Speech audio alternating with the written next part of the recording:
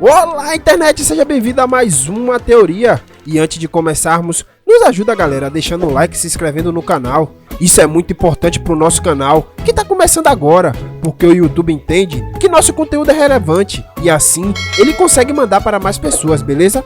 Dito isso, bora começar. Caso você não tenha percebido, hoje estamos indo para a selva e falar sobre o clássico da Nickelodeon, Dora Aventureira. Para aqueles que não viram, o programa é sobre uma garota chamada Dora e seu amigo macaco, Botas. Dora está tentando chegar a algum lugar em cada episódio e o espectador tem que ajudar a Dora, gritando para a televisão, em português ou em outras línguas, porque, convenhamos, ela nunca vê nada. Do you see the banana? Toda a série é apresentada como um videogame educacional, de apontar e clicar nas coisas. Embora olhando para a animação, parece um pouco aqueles velhos e horríveis jogos Zelda CDI. Ih, ficou tão chato por aqui. Menino. Mas é claro que não poderia ser um videogame sem algum tipo de obstáculo no caminho do jogador.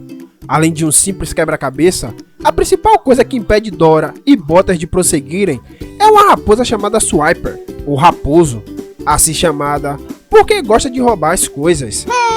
Esse raposo tá sempre tentando pegar nossas coisas.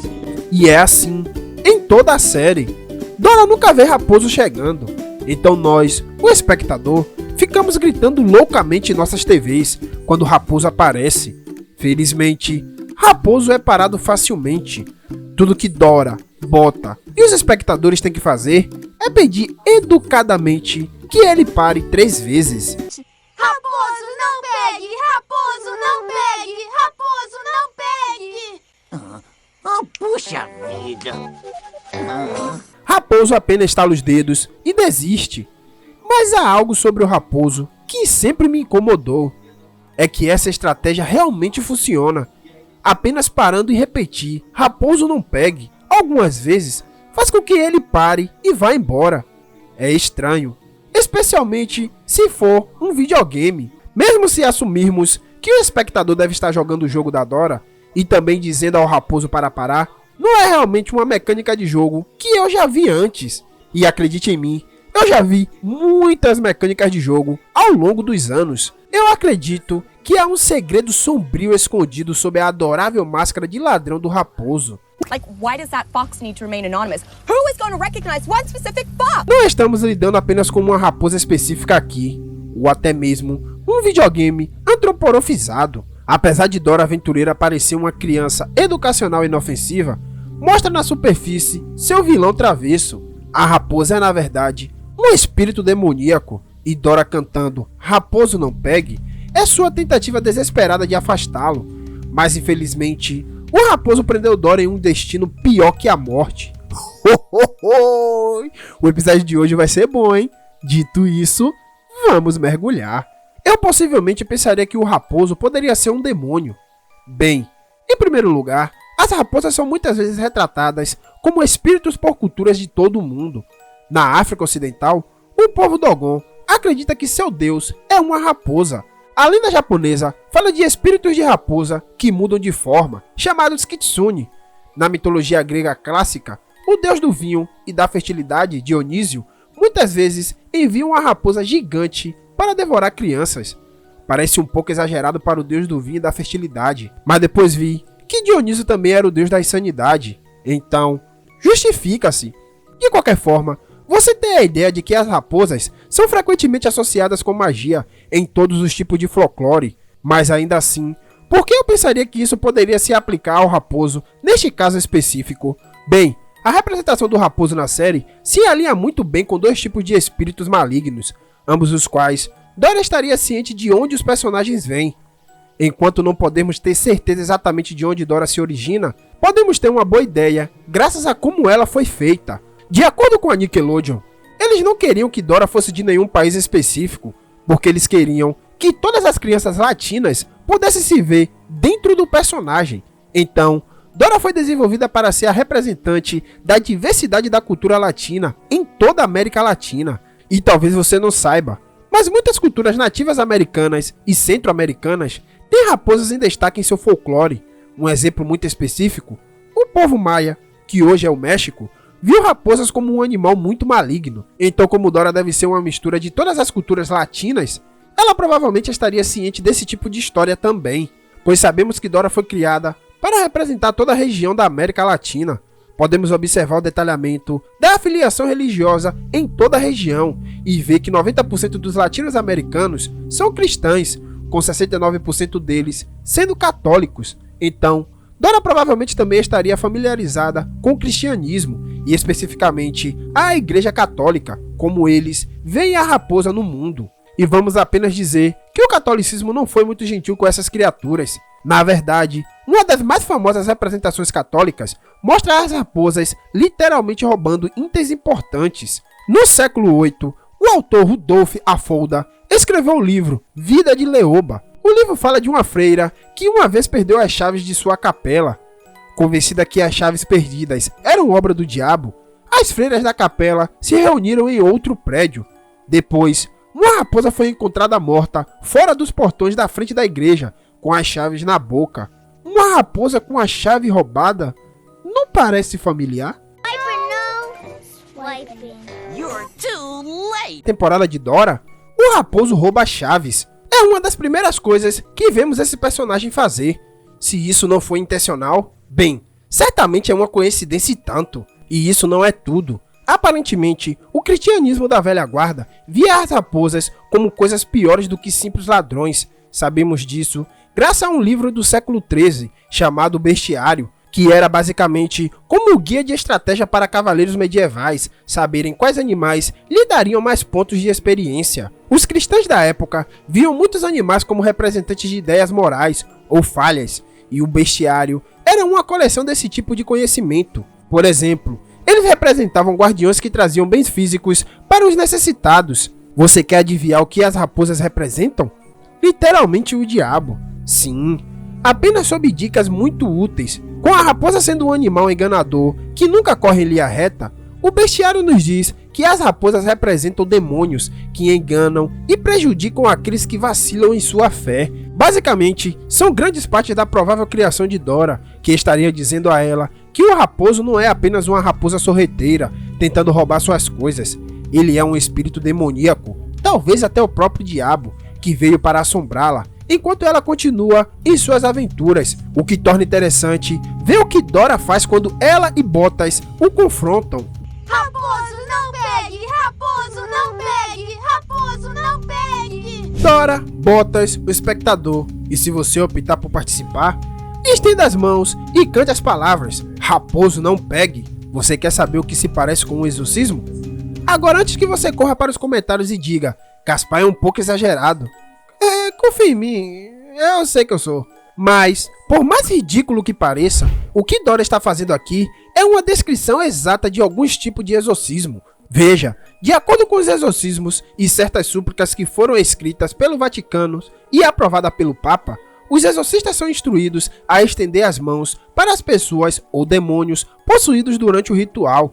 A partir daí, eles são instruídos a usar um encantamento espiritual, baseado basicamente cantando uma palavra ou frase rítmica, repetidas vezes, para forçar os espíritos a se revelarem. Usando o nome do raposo, também é uma prática usada especificamente no exorcismo.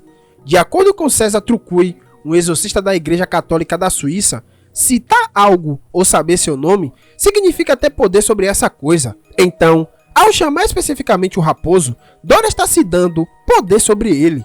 O mais importante de tudo, como eu mencionei anteriormente, isso realmente funciona por algum motivo.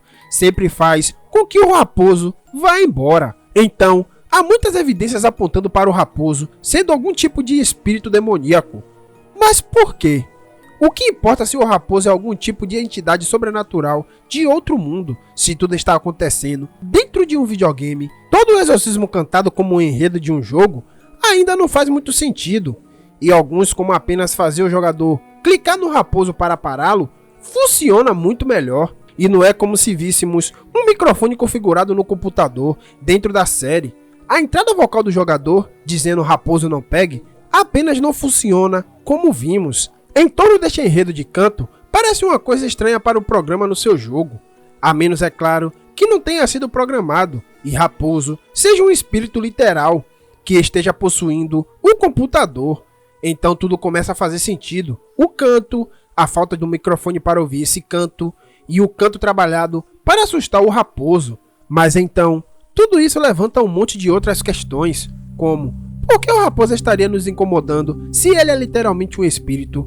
Tenho certeza que um demônio teria coisas melhores a fazer do que tornar um pouco mais difícil para uma criança jogando um jogo de aventura, de apontar e clicar para obter um nível. E se não formos nós espectador, o que o raposo está tentando mexer, se o alvo dele é realmente Dora? Agora isso não faria muito sentido se ela fosse apenas algum personagem em um videogame, mas eu não acho que ela seja apenas algum personagem em um videogame. Eu suspeito que Dora é na verdade uma pessoa real, alguém que é sugado para um videogame, preso pelo raposo, enquanto ele a atormenta repetidamente, episódio após episódio. À primeira vista, pode parecer ridículo, mas a evidência está realmente lá, quando você começa a olhar diretamente o início de cada episódio. Vemos pistas de que Dora pode não fazer parte desse jogo. Nas primeiras temporadas, a porta da aventura se abre, com um breve segmento de ação, entrando em uma casa, caminhando até um computador e começando a jogar o jogo Dora Aventureira. Mas algo parece estranho quando você realmente pensa sobre o que está dentro desta sala. Com certeza tem um monte de coisa que você realmente esperaria. Uma bola, um ursinho de pelúcia, uma corrente daqueles anéis de papel que todo mundo faz na escola primária. E na mesa podemos ver figuras do raposo e de Botas, os primeiros personagens animais do jogo. Então, sabemos que esta porta do jogo, Dora Aventureira, existe no mundo, o suficiente para que haja mercadorias para vender. Mas você já notou que não está na sala? A mercadoria da própria Dora. Você conhece o personagem principal, tanto pelo jogo quanto pela série, e tudo sobre aquele jogo, e a única coisa que chega perto de se assemelhar a Dora na sala é o desenho dessa criança, que eu acho que se parece com ela. E para quem mora aqui, seja um grande fã da Dora, para deixá-lo rodando em seu computador para que eles possam decidir entrar na sala e jogar a qualquer momento, mas não ter nenhum merchan do personagem principal, também é um detalhamento estranho aqui. A sala está deserta e mesmo assim, o computador foi deixado ligado, com o jogo da Dora inicializado, pronto para jogar. E se a introdução aqui são as consequências diretas de Dora ser sugada para o computador, forçada a jogar o jogo, pessoalmente, para a diversão de um certo pequeno demônio, agora esses detalhes sobre a introdução pode parecer circunstancial, mas a estranheza só continua quando você começa a considerar os créditos finais. No início da história da série, os finais de Dora apresentavam pequenos minijogos enquanto os créditos rolavam. O mais comum deles foi encontrar personagens. Uma lista de personagens iria aparecer e o cursor do computador iria escolher um, e depois eles se escondiam colocando a cabeça para fora enquanto o cursor tentava encontrá-los. Agora, os personagens que aparecem são em grande parte o que você esperaria. Personagens principais, como Botas e Raposo. Personagens recorrentes, como Benny e Mappa. Até personagens que só são convidados, como Weasel. E ainda assim, nas 88 vezes que este minigame aparece, você consegue adivinhar quem não foi escolhido? Exatamente, Dora. Apesar de supostamente ser o personagem principal do jogo, ela não foi escolhida nenhuma vez para encontrar o minijogo. Embora ela apareça no logotipo da tela de seleção, acho que você poderia argumentar que ela nunca foi uma opção para começar. E não é como se o personagem fosse contra escolher personagens humanos. Ele não teve nenhum problema de escolher o Papai Noel no episódio em que ele é estrelado. Maluco, o Papai Noel foi escolhido antes de Dora. É uma decisão estranha que começa a fazer sentido quando você considera que Dora não é um personagem dentro do jogo. Ela nunca foi escolhida, porque ela não deveria existir neste mundo. O jogo não foi programado para tê-la selecionável como uma opção. Mas tá, eu ouço vocês dizendo, e aquele filme de ação que saiu alguns anos atrás, Dora e a Cidade Perdida do Ouro? Bem, assisti aquele filme novamente, e se algo se solidificou, é que Dora é um personagem real, presa dentro de um videogame. Logo no início, Dora quebra a quarta parede dizendo: Você pode dizer delicioso? Sim, Dora pode nos ver claramente, e ainda assim, ninguém mais pode. Ela está ciente de que está em um jogo, apesar de todos tentarem convencê-la de que ela não é como um demônio raposa, iluminando ela. Macacos podem se balançar, escalar e falar com a gente. Não podem. O Bottas não fala com você. Oh, mas ele pode. You're not a kid, but you're not a grown-up either, Dora. Anything is possible. E ele não é o único. Raposo neste filme atormenta Dora e seus amigos. E adivinha, ele também pode falar. Swiper at the ready. Swiper, yes, swiper. E não se engane, este filme ainda existe dentro do reino do videogame de Dora. Quero dizer, há uma tonelada de elementos de videogames aqui. E essa bolsa tem muito mais coisas do que deveria. Um gerador, um rádio, alimentos, uma rede, uma faca gigante.